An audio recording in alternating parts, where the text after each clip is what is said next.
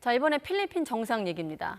과거 악명을 떨쳤던 필리핀 독재자의 아들이 대통령에 당선이 돼서 화려하게 부활을 했습니다. 네, 마르코스 필리핀 대통령이 어제 취임식을 갖고 공식 임기를 시작했는데 대중국 관계와 영해 분쟁 등 여러 이슈들과 맞물려 향후 행보에 관심이 모이고 있습니다.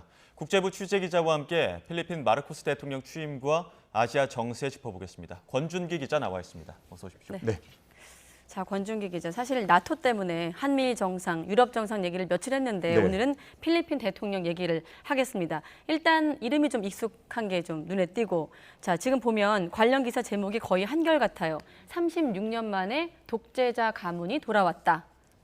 설명해 그렇습니다. 주세요. 이 간단하게 배경 설명을 드리면 이 페르디난드 그 마르코스 그 전 대통령 1965년부터 무려 21년 동안이나 독재를 했던 악명 높은 독재자였습니다. 계엄령을 선포해서 반민주적인 이 폭정을 일삼았고 또 반대파를 잡아들이고 고문해서 3,200명이나 이 목숨을 앗아간 것으로 집계가 되고 있습니다. 무엇보다 부정 축제가 어마어마했습니다. 우리 돈으로 13조 원 가량의 나라 돈을 자기 주머니에 챙겼는데요. 결국 86년에 피플 파워 운동, 그러니까 민주화 운동이 일어나서 대통령 축출에 성공했고 또 이 마르코스 대통령은 하와이로 망명을 해서 또 3년 뒤에 숨을 거두게 됩니다. 그런데 이 반전이 있습니다. 이 마르코스 대통령의 아들, 이 아버지와 이름이 똑같은 이 페르디난드 마르코스 주니어가 가문의 후광을 얻고 정치인으로 등장했고 주지사 또 상하원을 두루 거치면서 입지를 다졌습니다. 6년 전에는 부통령에 출마했다가 떨어졌는데 지난 5월 대선에서는 60% 득표율로 압승을 거두면서 대통령에 당선이 됐습니다. 예, 근데 그러니까 이 아들 마르코스 이번에 대통령에 취임을 했는데 아버지의 독재에 대해서는 반성이나 사과가 없었다고요?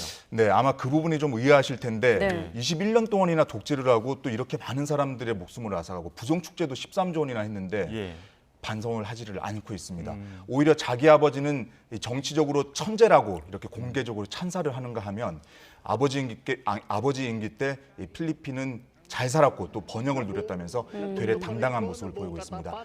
어제 취임사에서도 아버지 얘기를 꺼냈는데요. 한번 들어보시죠. My father built more and better roads, produced more rice than all administrations before his. President Rodrigo Roa Duterte built more and better than all the administrations succeeding my father's. 네, 이 취임식에서 마르코스 대통령 못지않게 또 주목을 끈 인물이 있었습니다. 바로 과거 독재자 마르코스의 부인이자 또 취임한 대통령의 어머니인 이멜다인데요. 지금 화면에 나오는? 그렇습니다. 색깔 있는 안경을 쓰고 계시는데 영부인으로 있으면서 사치의 여왕 이렇게 불렸습니다. 그 정도로 낭비가 심했고요. 온갖 명품으로 몸을 휘감고 또 심지어 구두만 3,000켤레를 갖고 있었는데 8년 동안 매일 구두를 갈아 신었다. 그러니까 한 번 신은 구두는 다시 신지 않았다. 이런 얘기가 있을 정도로 사치가 심했습니다. 이렇게 논란의 인물인데 역시나 취임식에 당당하게 참석해서 아들과 이 돈독한 관계를 과시하기도 했습니다. 네. 아까 권준기 기자가 서두에 부정 축제부터 이렇게 독재했던 얘기하니까 가서 촛불 집회라도 좀 해주고 싶다 이런 생각이 드는데, 자, 독재자의 재등장에 반발도 만만치 않겠어요? 그렇습니다. 이 화려한 대통령 취임식이 열렸던 이 그 취임식장 주변에서는 이 반대 시위가 동시에 벌어졌습니다. 반성하지 않는 독재자의 후예가 집권하게 되면 다시 한번 민주주의가 파괴될 거다 이런 우려를 하고 있는 건데요. 시위 참가자의 말 직접 들어보시죠. This is disappointing for all victims of martial law because it would be like a slap to their faces, no? Parang binuksan mo ulit yung mga sugat na akala mo nagtilom na. Parang grabe yung naranasan nila noong panahon ng batas militar, and for them to see. 네, 그런데 이 시위단체의 반발뿐만 아니라 이 마르코스 대통령의 현재 권력 지형을 보면 좀 만만치가 않습니다. 일단 대선은 압승을 했지만 상하원 모두 야당이 이 다수당을 차지하고 있고 또 정치적인 기반도 그렇게 탄탄하지는 않습니다. 여전히 이 전임 대통령인 두테르테의 영향력도 적지가 않습니다. 이 두테르테의 딸이 지금 부통령을 하고 있는데 일종의 5월 동주 아니냐. 그러니까 두테르테 가문에서 마르코스를 이용하기 위해서 이렇게 대통령으로 내세운 거 아니냐 이런 분석도 있습니다. 또 경제를 살리겠다고 했지만 전 세계적인 인플레이션 영향으로 필리핀 경제도 지금 녹록지가 않은 상황입니다. 일각에서는 마르코스가 결국엔 아버지와 같은 강압적인 수단을 이용할 수밖에 없게 되는 거 아닌가 이런 전망도 나오고 있습니다. 네. 다른 나라 얘기이기 때문에 최대한 좀 객관적으로 볼 필요도 있겠습니다만 아까 아무튼 60% 득표율이라고 했거든요. 네. 자, 과거 청산도 없이 어떻게 독재자의 아들이 대통령에 당선됐을까 싶은데요. 네. 마찬가지로 뭐 우리 정치도 마찬가지겠지만 한두 가지 이유는 아니겠죠. 여러 가지 이유가 있지만 대표적인 이유를 들라면 아무래도 독재에 대한 기억이 없는 그러니까 40대 이하의 젊은 층 공략을 제대로 했다는 겁니다. 그러니까 메시지 자체가 좀 미래지향적이었고요. 또 이 선거운동도 TV에 토론을 하거나 뭐 이렇게 공개적인 그 유세를 하기보다는 예. SNS를 활용한 이 선거운동이 젊은층 공략에 주요했다 이런 분석이 나오고 있습니다. 또 상하원 의원을 거치면서 약간 무난한 이미지를 쌓았습니다. 그게 반대로 얘기하자면 좀 임팩트는 없었지만 좀 무난한 이미지가 있었고 그래서 아버지의 독재자 이미지를 좀 희석시켰다라는 분석도 있습니다. 예. 또 코로나를 거치면서 아무래도 사람들이 경제적인 안정을 많이 바랄 텐데 지금 이 마르코스는 이 부분에 좀 집중을 했습니다. 그래서 물론 과거 독재를 미화하고 또 민주화 세력을 좀 음해하면서 이런 가짜 뉴스도 많이 퍼뜨리긴 했지만 네. 어쨌든 결과적으로 대중에게 이 경제 대통령이라는 이미지를 전달하는 데는 성공했습니다. 러닝메이트인 부통령 이 사라 두테르테의 인기도 이 당선이 가능했던 중요한 원인으로 꼽히고 그렇군요. 있습니다. 예. 근데 지금 중국에서 보기에는 필리핀 새 대통령에게 손을 내미는 모양새라고 하던데 이건 어떤 내용입니까? 그렇습니다. 아무래도 이 필리핀은 원래는 미국의 대표적인 우방입니다. 과거 예. 미국의 식민지였고 또 지금도 미군이 주둔하고 있는 전략적인 요충지고요. 그래서 대표적인 미국의 우방국으로 지금 꼽히고 있는데 최근에 보면은 필리핀이 예. 과거에 비해서는 과거에 좀 미국과 가까웠다면 지금은 최근에는 좀 두테르테 대통령 이후에는 중국이랑 좀 가까운 그런 행보를 보이고 있습니다. 네. 특히 두테르테 전 대통령은 중국과 영토 분쟁을 벌이고 있는 남중국해에서 이 중국과 공동 자원 개발에 나서면서 중국과 관계 개선에 공을 들였습니다. 예. 마르코스 신임 대통령도 두테르테 전 대통령 기조를 좀 이어갈 것이다 이런 전망이 나오고 있는데요. 다만 필리핀 내에서도 남중국해 영해 분쟁에 대해서는 여론이 굉장히 예민하기 때문에 영토에 대해서만큼은 양보할 수 없다 이런 메시지는 계속 이어갈 것으로 보입니다. 중국도 필리핀에 강력한 구애 메시지를 보내고 있습니다. 네.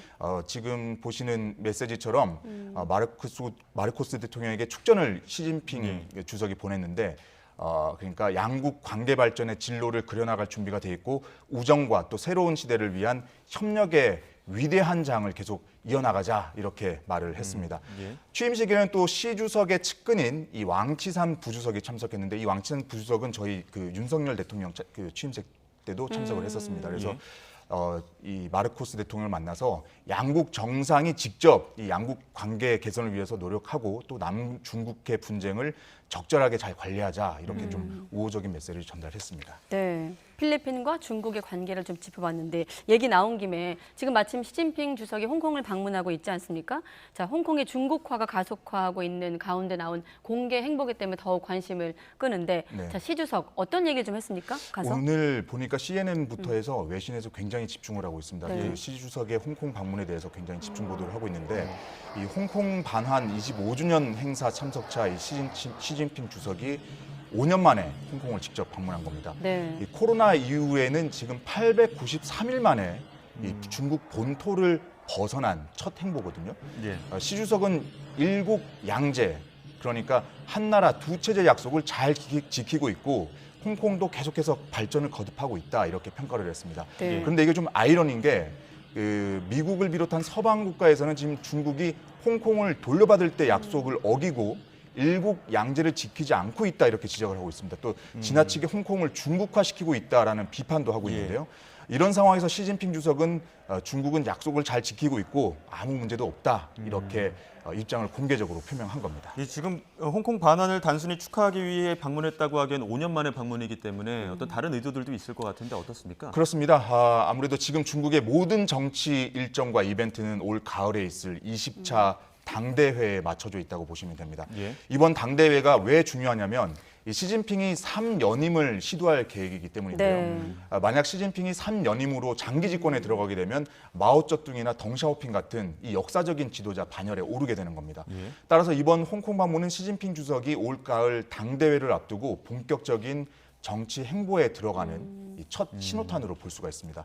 1999년도에는 덩샤오핑이 천안문 사태 이후에 우한을 거쳐서 남쪽 지방을 돌면서 이렇게 개혁 개방 메시지 이렇게 내면서 승부수를 던졌었는데 예. 이번 시진핑의 홍콩을 비롯한 남부 지역 방문이 덩샤오핑의 당시 그 남부 지역 행보를 떠올리게 한다라는 분석도 있습니다.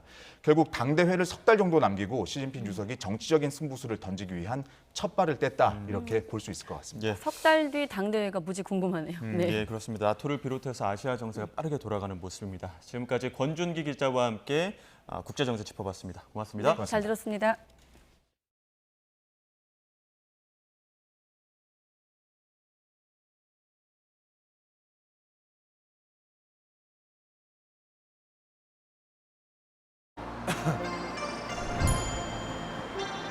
오늘 스케줄은 어떻게 돼요? 오늘 스케줄? 오늘 손톱 깎고.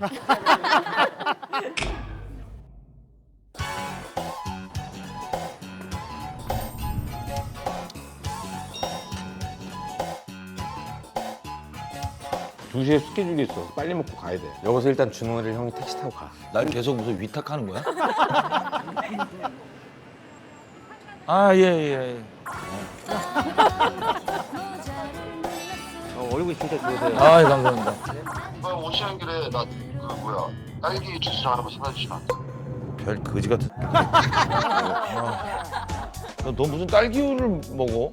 딸기 주스라니까. 아, 나 지금 멘탈 나갔어.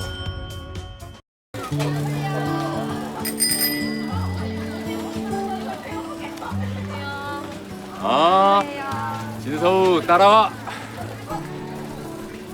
마이너스 1점이야. 안녕.